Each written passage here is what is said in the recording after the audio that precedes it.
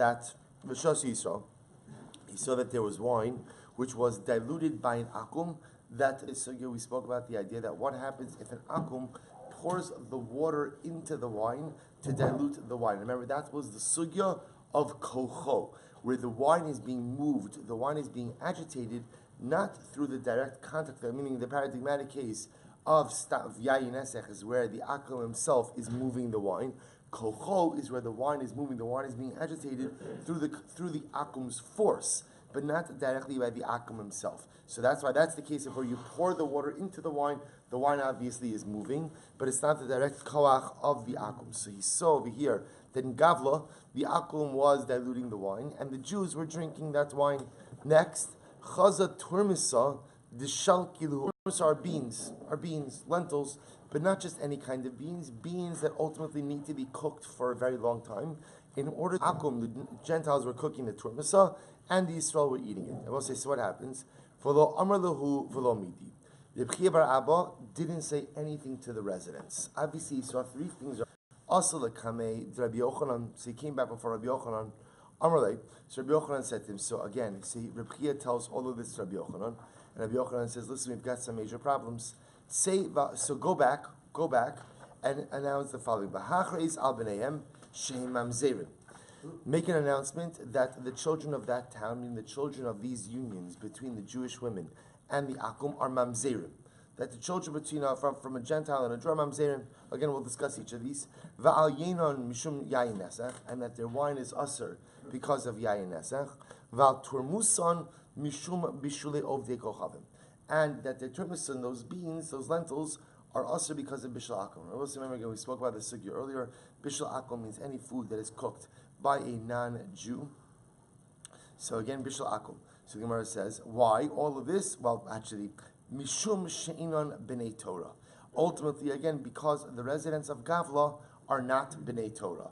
Now, both say, so look at Rashi for just a moment. Rashi says, lefi she'inon b'nei Torah, aturmis, nothing to do ultimately again with the mamzerus or with the yayin nesach, but the turmisin are going to be aser because they're not b'nei Torah. Rashi says, de'i hein b'nei Torah shari kidim afarishim, because we will see that me'ikar adin, the turmisin, these beans should really be permitted for consumption.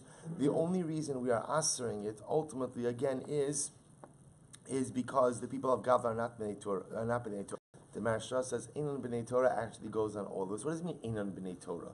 What does that mean? So because they're not b'nei Torah, we're gonna render halacha in a certain way. So say the Maharsha understands, and others understand as well, that Einon b'nei Torah means people assume they know the right thing to do, even in matters in which they are generally unknowledgeable, and that's how we get ourselves into trouble. All of us have to ask shilas about different things. Einon b'nei Torah means they don't ask shilas in situations which they clearly do not have all of the requisite information. So because of that, ultimately, again, they get themselves into dramatic trouble. So the Gemara says, so now we're going to go ahead and analyze each of these ideas. So number one, so we'll say issue number one was that halacha l'maisa, again, the Jewish women were marrying akums, and therefore, again, Rabbi Yochanan paskins, their children are mamzerim. Why, Rabbi Osai? So Rabbi Yochanan tameh. So we'll remember again, this is Rabbi Yochanan, ultimately, this is Rabbi Yochanan who goes according to his reasoning. Dam Rabbi Yochanan, li'olam eino ger, ad sheyimo v'yitbo. So we'll say, so issue number one is that the halacha of gerus is that a person is only a ger after there is mila and tvila. So we'll say, so this is how we paskin halacha l'maisa. The truth is, if you remember again from earlier Masechtas, there's actually another piece to gerus, which is what? Which is carbon.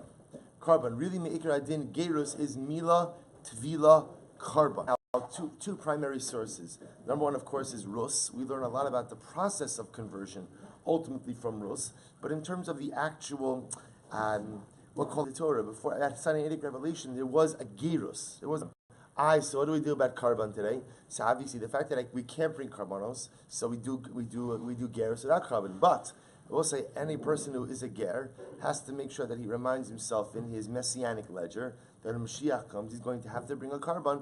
ultimately, again, for his gerus al Shabbos, right? I accidentally went ahead and did a variety of different averos unintentionally. There's carbonic liability. So therefore, I will say again, I'm just pointing out that we say that really gerus is mila and tvila, but it's really mila, tvila, carbon.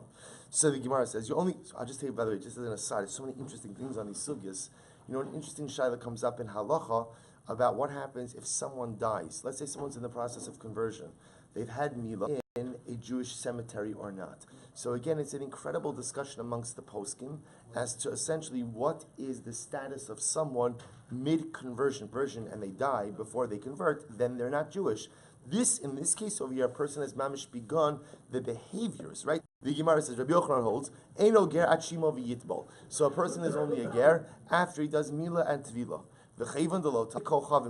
So apparently, what was happening over here in Gavla is that these akums, so apparently were undergoing some type of conversion process. They did not cement or finalize the conversion with tvila in a mikvah. So we'll say, so what's the status of someone who has milah but doesn't have tvila? So Rabbi Yochanan says, you're an akum. You're not Jewish, meaning bris milah by itself does not make you Jewish. Therefore, again, he's an akum. Watch this. Now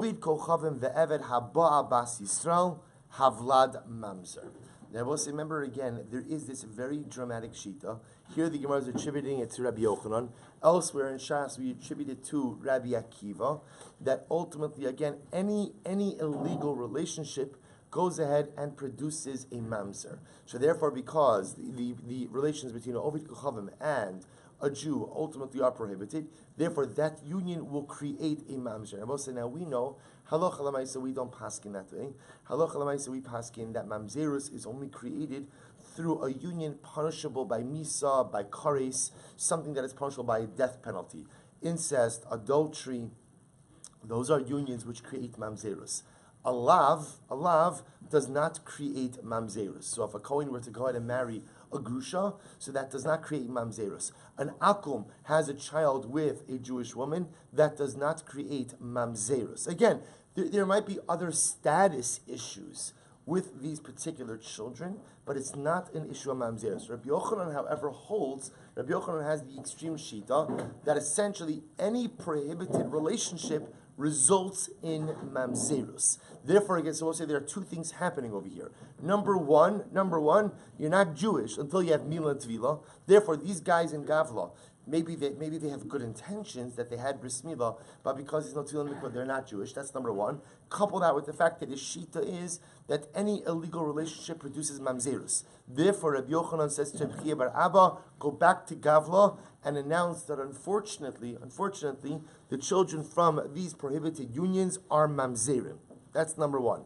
Number two, the Gazar al Yena Mishum Yayin Nesach, and he said about their wine that it's also because of Yayin Nesach. Now understand, that is a very, very, very dramatic statement.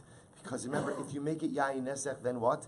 Then the wine is Aser B'shtia and Aser Ba'ana. So meaning, obviously you can't drink it, but not only can you not drink it, you also can't get any benefit from it. Now understand what's happening over here. We just did this sugya yesterday. Remember again, we did halacha l'mais also. What's the halacha with kocho? So remember, it depends. What does it depend on?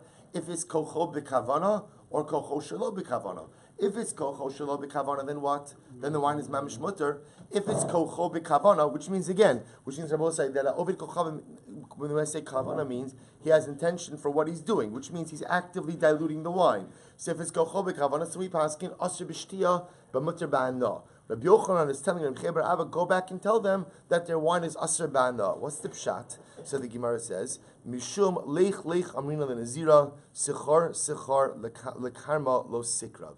So listen to this. Because remember, again, this goes back to the greater discussion here. So leich amrina lenazira, which means what?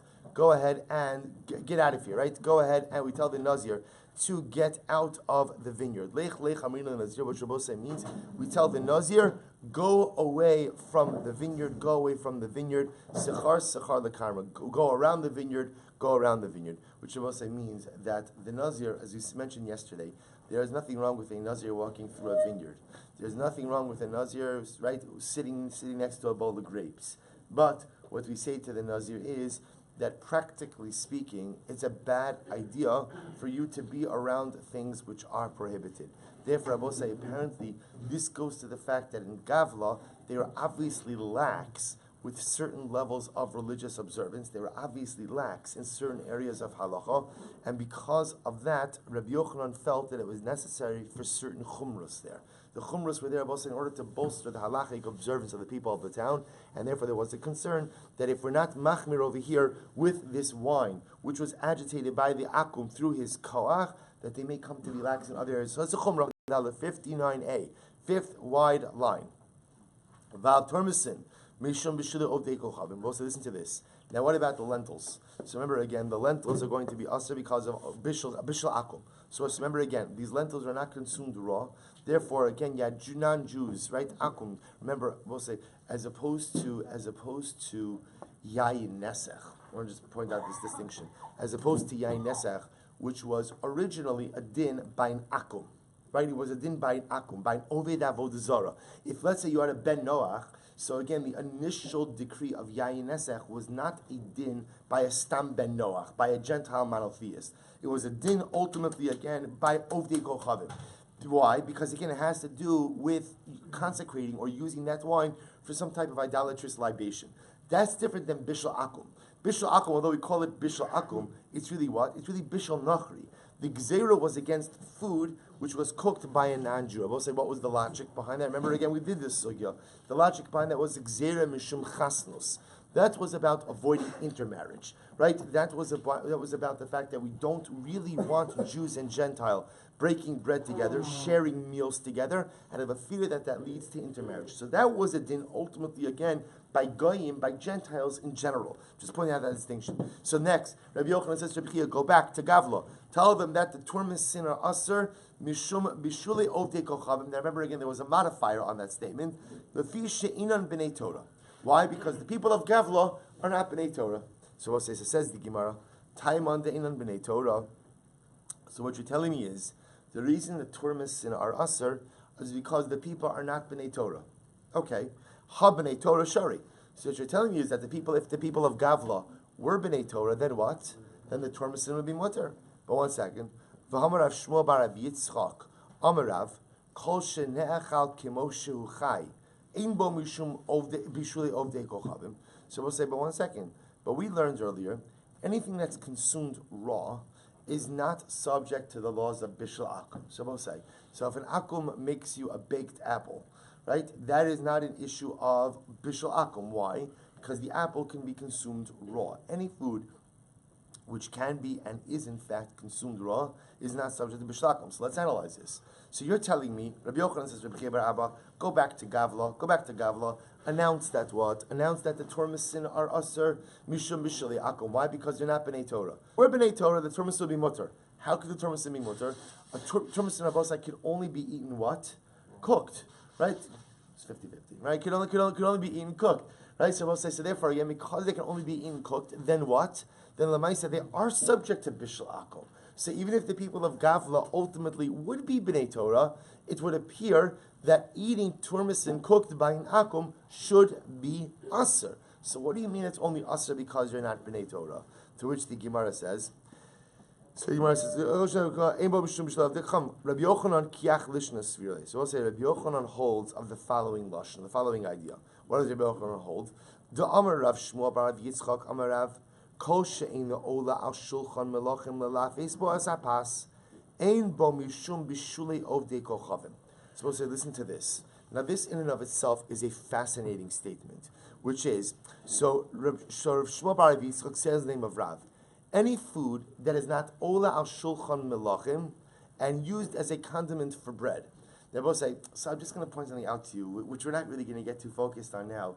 The question about this we've seen this statement before. So what the Gemara seems to be saying is as follows. Bishul akum essentially only applies to important foods. Important foods. What's the definition of important foods? A food that will be served on the table of royalty. Meaning when we say royalty, we mean chashiv people eat it. Only a food that chashiv people eat, that important people eat.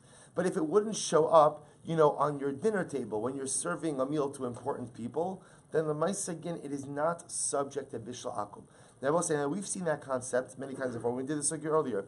What's interesting about this is as follows: that second statement of Lelafis bo esapas, and used as a condiment to bread. So we'll say there's machlokes amongst the poskim.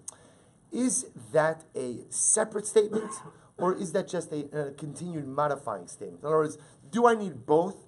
That it's ola al shulchan malachim, and it's something normally eaten with bread, or what we're saying is that it's all one phrase. Ola al shulchan malachim, it ultimately goes on the table of the kings and used as a condiment for bread. So again, you'll just keep that in mind. But for our purposes today, I will say, what the Gemara is saying is as follows. Bishul akum, see, there are two pieces. Number one, Bishul akum applies to food which can only be eaten cooked.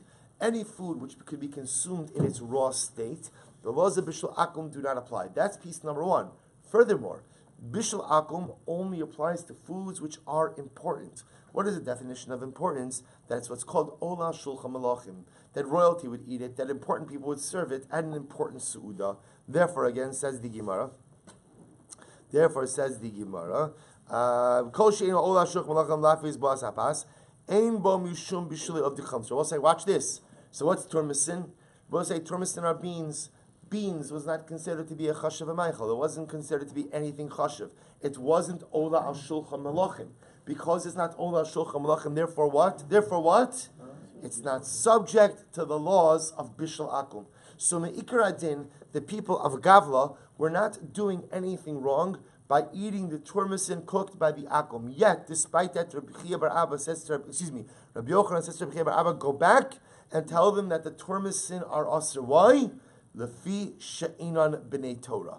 This was a penalty to their generally lax halachic behaviors. Their generally lax approach to observance of halacha. Rabbi Yochanan therefore felt it was important to impose certain strictures in this town in order to ensure that they get their halachic act together. Taima de'enan b'nei Torah. So the reason ultimately why the turmesin will be asr ultimately again in Gavla is because they're not b'nei Torah. Ha b'nei Torah shari. But ultimately again, had they been b'nei Torah, in fact again the turmesin would have been mutter. So both say. So these are the three rulings that Rabbi Yochanan delivered for Gavla. Number one, that the children from the unions of the Jewish women with the Akums were mamzerim. That's Rabbi Yochanan l'shitaso. Even though they had a milah, they didn't have tevila, therefore they're not Jewish. Rabbi Yochanan holds that any illegal union produces mamzerim. That's number one. Number two, their yayin ultimately again was mishum yayin nesech, and again that was a chumrah. Lech amrina l'nazira. That was a chumrah ultimately because of generally lax observance. And number three, turmesin cooked by an akum are asr. Even though me'ikradin, Rebbe say you could eat turmesin cooked by an akum because even though it's not nechal, even though it's not cooked raw, but it's ina ola shulchan malachim.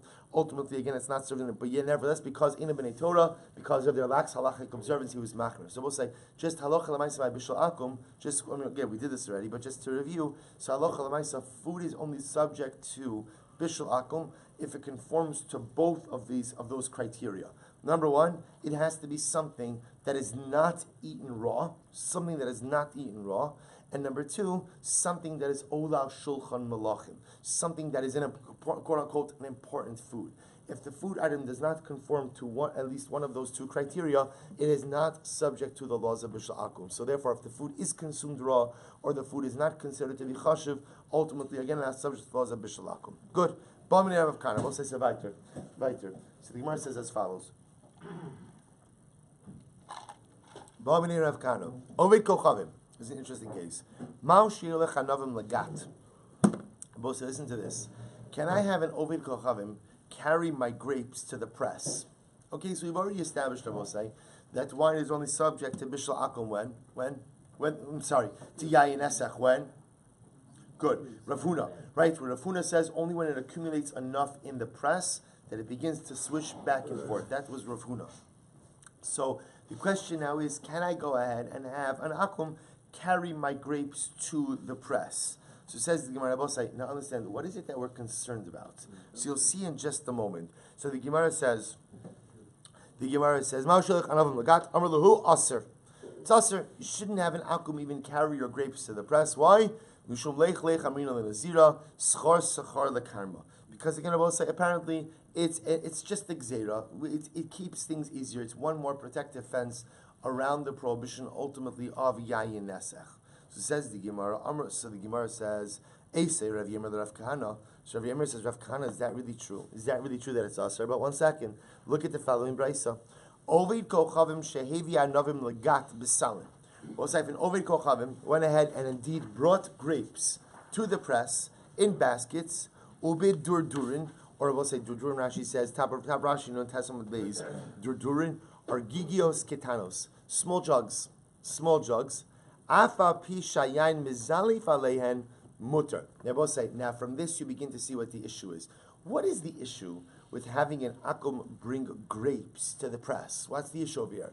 So as I said, the issue is that the grapes already begin to ooze already before they get to the press. So the concern ultimately is that what? That lamaisa, the akum is not just handling grapes, but it's handling grape juice. Now remember again, me'ikar adin, that still doesn't matter. Right? That still doesn't matter. Because why? As we just said before, we pass on like Rav Huna, that the wine itself is only subject, or the grape juice itself is only subject to yayin nasech when it begins to flow back and forth in the press. But again, there's an issue of akum contact, ultimately again with the juice. Therefore, Rav Kahana says, better not to do it. Again, better not to do it. And that's why I will say, whenever you see that phrase of lech amrina l'nazira, schar, the kind of will say, is like code word for Zara. It's a protective fence. Just like we tell the Nazir, go around the vineyard, don't walk through it. So this is a protective fence. So now the Gemara says, really? I don't understand. I have a brisa that says over here that an Ovid Kochavim who brought the grapes to the press,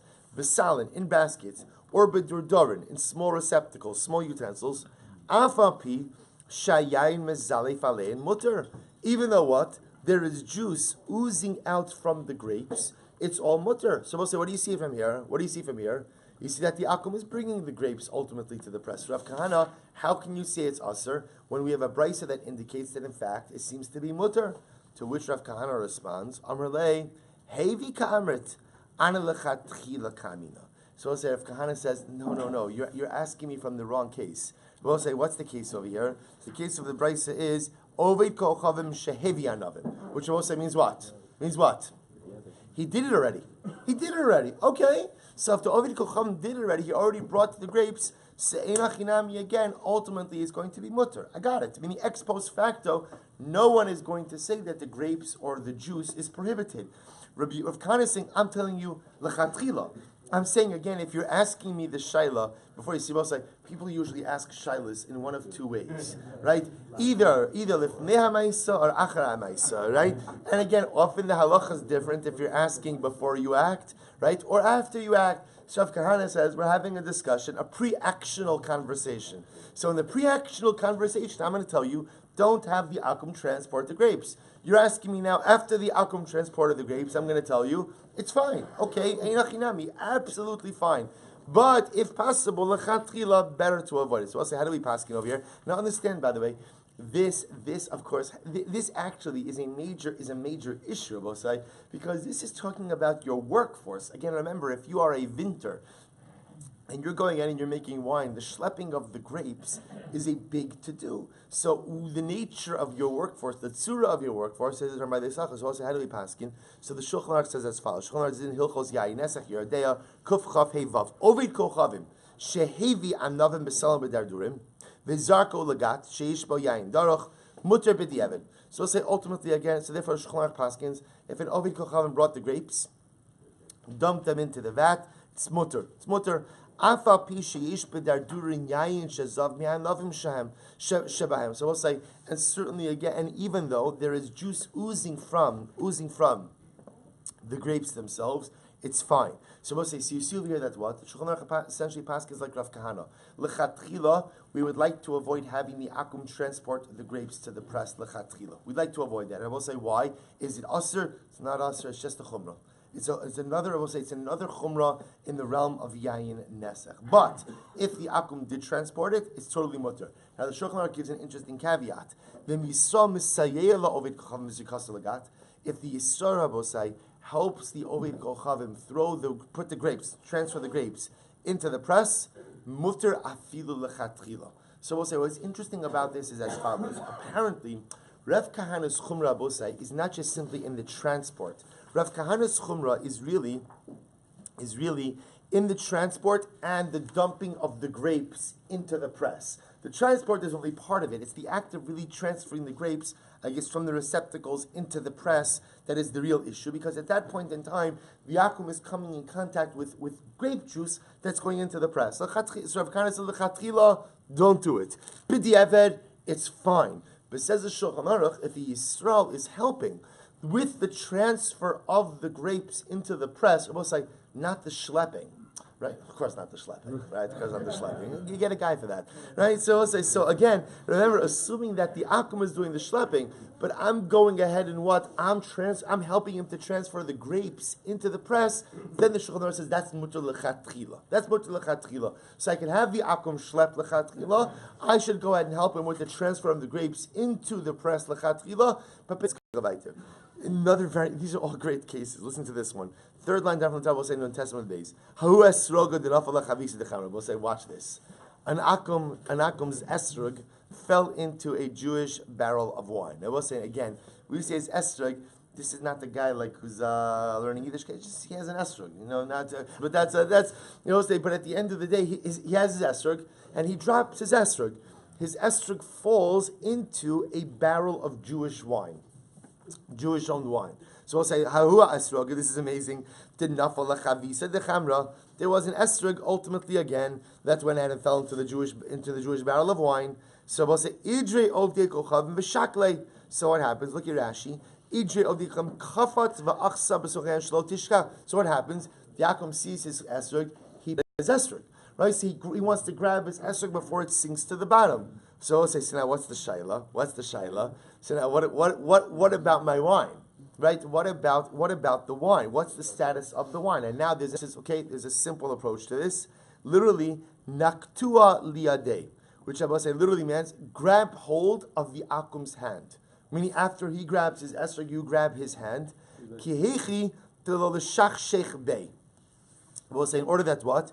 Remember again, interesting enough as we've seen, the wine only becomes, we're going to have to, again, we have never fully finalized this point, but apparently an akum only makes yain nesach when he agitates the wine, when he moves around the wine. So he has his hand in the wine, he's grabbing his esrog. That by itself is finable.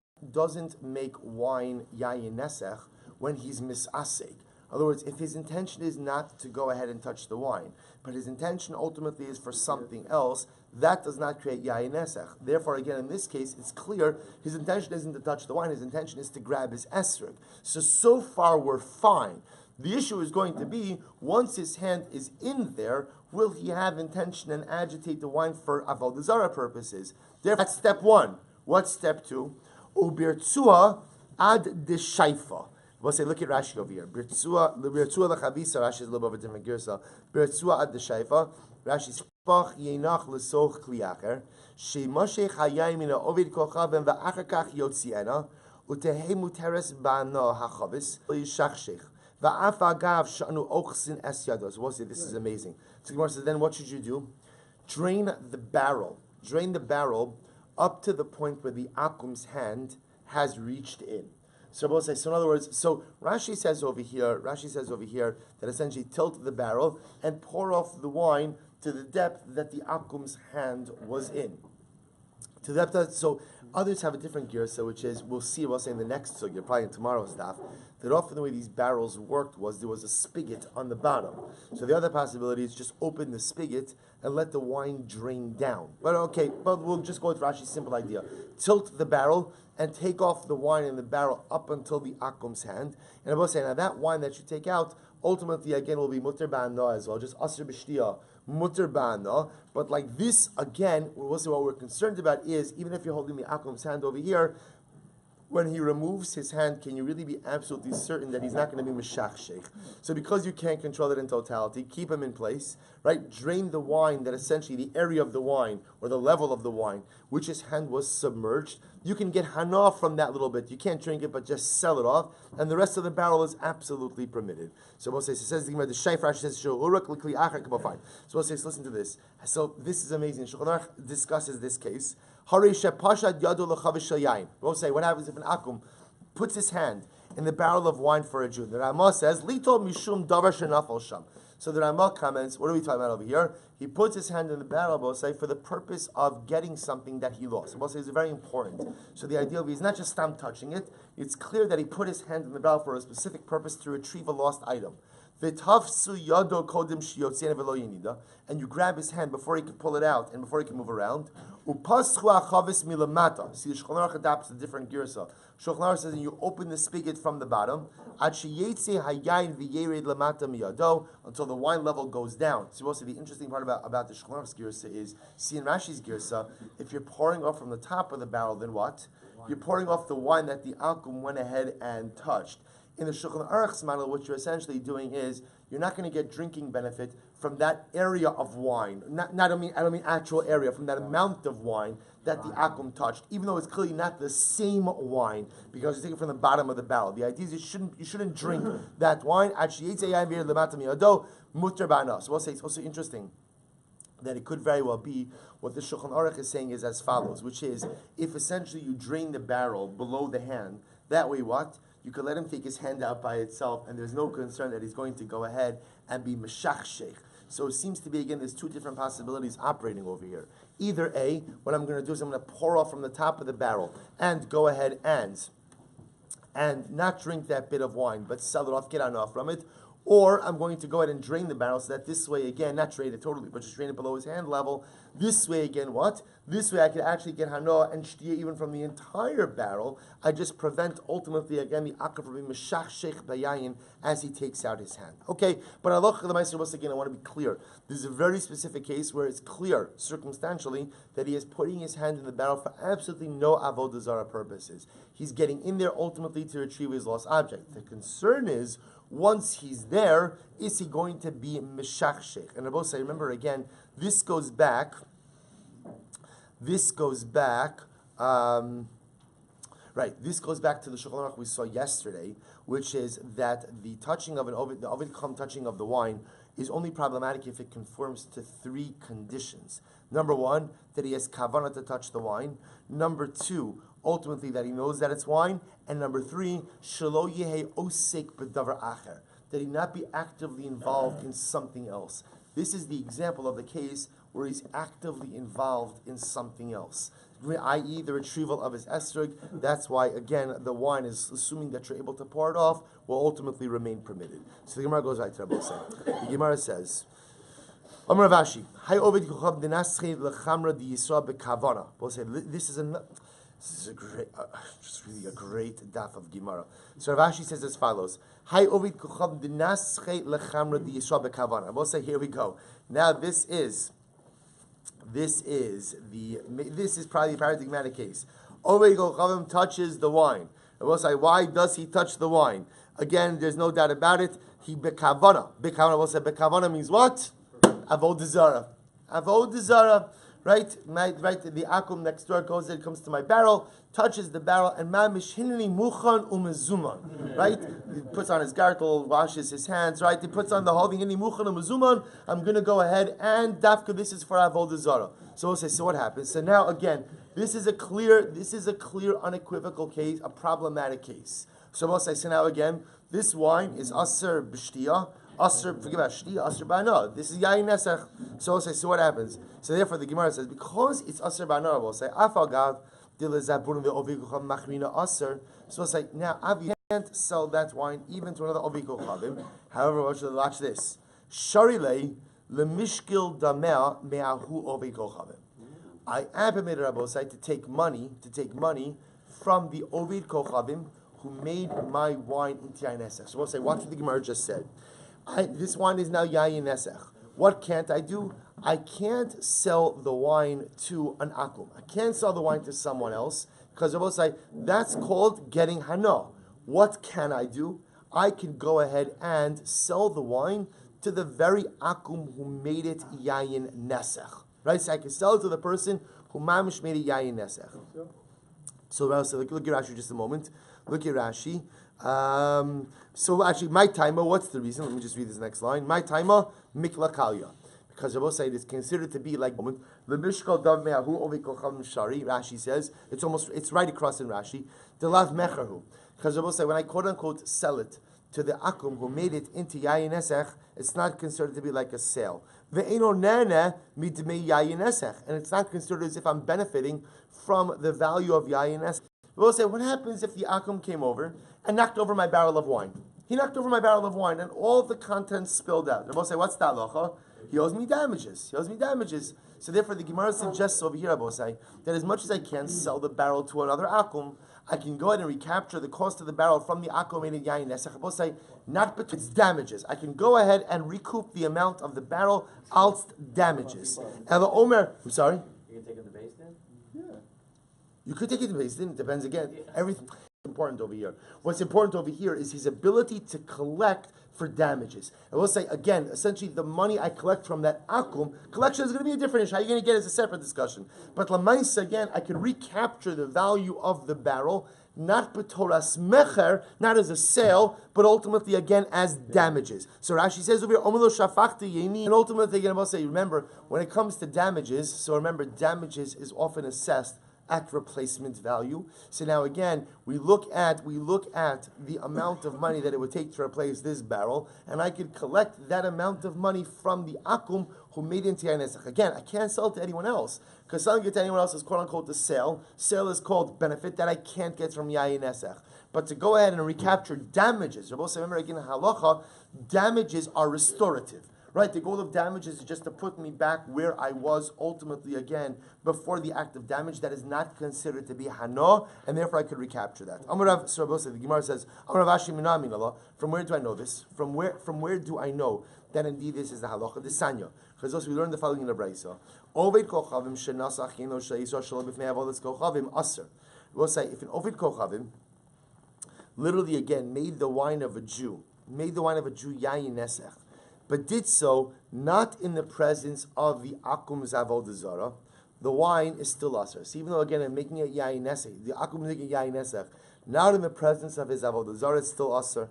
Rabbi Yehuda ben Bava, Rabbi Yehuda ben Beseira matirin. Rabbi Yehuda ben Bava, Rabbi Yehuda ben Beseira say that it's mutter for two reasons. Mishum shnei dvarim. Echad shem menaschin yayin ele b'fnei avodas kochavim. One Rabbi says because in general we say that an akum only makes his wine yayin nesech in front of his idolatry. Ve'echad she'omer lo, and the other reason is we say lo kol hemenach shete aser yayin la'onsi, that the Jew could say back to the akum, what? I don't believe you that you made into yayin nesech. In other words, why should you be believed to say that you made into yayin nesech? Ultimately, again, at my loss. So we'll say, Rabbi Yehuda ben Bar, Rabbi Yehuda ben Beseira is saying that Me'ikar Adin, when a Gentile, when an akum makes Jewish wine into yayin nesech, not in the presence of the Oved Kochavim, we'll say there are two reasons ultimately again to permit the wine. Number one, because in general, Oved Kochavim only make their wine into yayin nesech in the presence of their idols. And number two, because the Jew could say, I don't believe you. I don't believe you. You are not believed, ultimately, again, to go ahead and aser my wine on me. Now, we'll say, now look at Rashi just a moment. Rashi says over here, Lo kol ibanach, afagav gol srilam kavasai lahatir olim kol avikacham. Also, listen to this. Now, we don't really accept these positions of Rabbi Yehuda ben Bav, Rabbi Yehuda ben Beseira. In other words, we paskin ultimately what? We paskin that Oved Kochavim doesn't make wine into yayin nesech, even not in the presence of his Avodah Zara. We also say that what? The Oved Kochavim is believed. He'll say, yes, when the Oved Kochavim says, by the way, made you wine into yayin nesech, have a great day, he is believed ultimately to say that. He is believed. So he'll say, see, even though we actually don't accept the positions of these two Rabbi Yehudas, what we do is we accept them to the point that we can be makel to recapture damages from the akum who made the wine into yayin nesech. I can't sell the wine to anyone else, but I could use these two positions ultimately to be makel enough to allow me to recapture the damages from the akum into yayin nesech. Rashi says over here, even though we don't accept the views of the two Rabbi Yehudas to allow me to go ahead and sell to another akum, nevertheless, so we'll say, so essentially what the Gemara says over here does, nevertheless, you will accept them together, ultimately to allow us to be a little bit more makel, and that the Jew could collect not hana, not the meimecher, not how do we pass halacha? So listen to this. Shulchan Aruch paskins, kuf lamed yardei, kuf lamed beis sif aleph, ovid kochavim shenaga b'yayin shalanu. So we'll say if an akum went ahead and touched our wine, afa pisha aser bana, ultimately, even though the wine is aser bana because it's yayin nesech, mutter likach damav me'osa ovid kochavim shoser. Ultimately, again, so I'll say the halacha is you are permitted to recapture the cost of the wine from the Oved Kochavim who touched it. So the Shulchan Aruch says, these are the variations. But I will say, bottom line, halacha is a very important caveat to these halachas. Even though we've established that yayin nesech is aser ba'ana means you can't sell it to anyone else. But halacha l'maisa, you can recapture the cost of the barrel that has become yayin nesech from the Oved Kochavim who made it yayin nesech. Rabbi say not because why? Those monies are not categorized as a sale, but rather again, those monies are categorized as damages. Hana means I can't sell it and benefit from the sale, but I can recapture the value of the damaged item from the